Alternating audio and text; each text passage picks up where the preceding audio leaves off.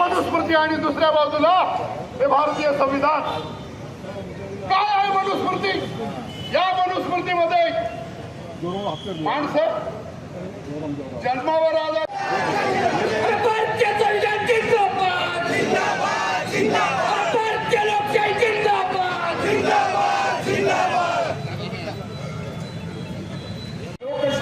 लोकशाही गणराज्य घडविण्याचा व त्याच्या सर्व नागरिकास सामाजिक आर्थिक व राजनैतिक न्याय विचार अभिव्यक्ती विश्वास ही प्रवृत्ती राज्यामध्ये वाढताना दिसते, देशामध्ये वाढताना दिसते। हा देश कुठं जाणार? या देशाच्या लोकशाहीचं काय होणार? धर्माच्या नावाखाली मतं मागायचे, जातीच्या नावाखाली मतं मागायचे, सत्तेवर जायचं आणि पुरोगामी विचाराला पूर्णपणे मोडून काढायचं, ही वृत्ती चाललेली आहे। आणि म्हणून आपण निषेध करत असताना या सगळ्या घटनांचा निषेध केला पाहिजे, हे सुद्धा लक्षात ठेवा। अत्याचार केले, घरातले माणसं तिच्या समोर मारले गेले, ती लढली, आरोपींना त्यांनी जेलमध्ये घातलं, जन्मठेपेची शिक्षा झाली, यांची सत्ता आली, त्या आरोपींना बाहेर काढलं गेलं आणि त्यांचा सत्कार केला जातो।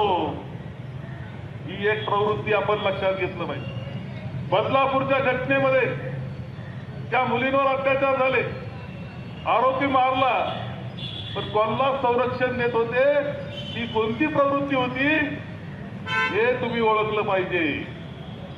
ह्या सगळ्या घटना आपल्याला दिसत आहेत, ही प्रवृत्तीचा भाग आहे, लक्षात घ्या। आपण पाहिलं की या आठवड्यामध्ये काही गोष्टी घडल्या। एक कार्यकर्ता, गरीब कार्यकर्ता, त्याला पोलीस कोठडीत टाकतात आणि पोलीस कोठडीमध्ये तो मृत्यू पावतो।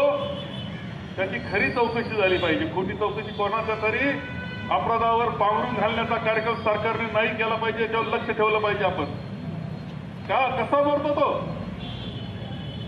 बारकाव्यानं पाहण्याची गोष्ट आहे, कारण त्याच्या मागे सुद्धा हीच प्रवृत्ती, हे लक्षात ठेवलं पाहिजे।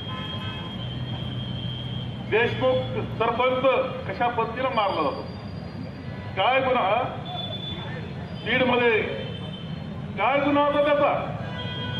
अप्रवृत्तीची गुंडशाही होती, तिच्या विरोधात तो उभा राहिला गावामध्ये, त्याला अक्षरशः डांबून नेलं गाडीमध्ये आणि काही तासांनी सापडला, हालहाल करून मारलं त्याला संरक्षण देण्याचा प्रयत्न तर नाही ना चालला, शंका वाटते।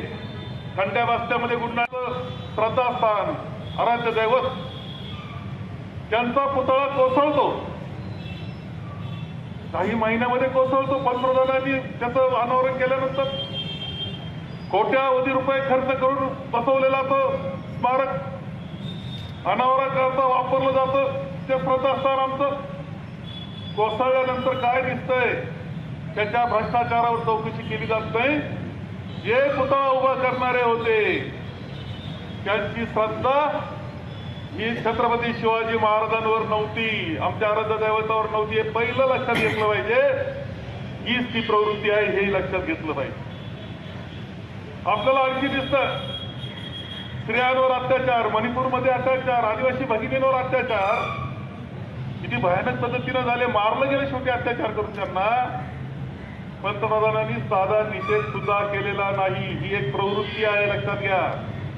आदिवासी महिलांवर होणारे अत्याचार त्याचा साधा निषेध नाही, दखल नाही, पार्लमेंटमध्ये दखल घेतली जात नाही, हे चित्र आपल्याला। आपल्या पैलवान मुलींवर अत्याचार, खासदार मोकाट फिरतो, मुलींना मात्र तुरुंगात टाकलं जातं, ही एक प्रवृत्ती आहे, लक्षात ठेवा।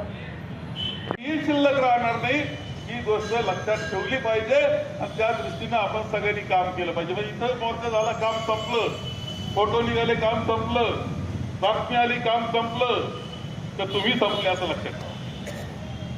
म्हणून या सगळ्या प्रवृत्ती, निषेध तर अमित शहाचा आहेच आहे। ज्या पद्धतीनं त्यांनी वक्तव्य केलं आणि ते झाकून टाकण्याकरता ज्या पद्धतीनं मुंबई काँग्रेसवर हल्ला केला गेला, तर दुसऱ्याच आपल्या चॅनलला चालाव्या, ज्या पद्धतीनं लोकसभेच्या दारामध्ये खासदारांची अडवणूक केली गेली आणि राहुल गांधींवरच केस दाखल होते, त्याच्यातलं सत्य जाणून घ्या। केवळ ही बातमी दाबण्याकरता आणि चॅनल दुसऱ्या विषयावर चालवण्याकरता दिशाभूल करण्याचा कार्यक्रम हा आहे, हेही लक्षात घेतलं पाहिजे. म्हणजे तुम्ही लक्षात घ्या, ही सत्ताधारी प्रवृत्ती सध्याची कशा पद्धतीने वागते आहे, त्यांचे डाव काय, त्यांची कुटिलनीती काय, हे सगळं ओळखून वागण्याचे दिवस तुमच्यासाठी आलेले आहेत. हे लक्षात घेऊन पुढची वाटचाल तुम्हाला सगळ्यांना करावी लागते. अगर आप ये वीडियो YouTube पर देख रहे हैं तो हमारे चैनल को सब्सक्राइब कर बेल आइकन दबाएं और Facebook पर देख रहे हैं तो हमारे पेज को लाइक करें.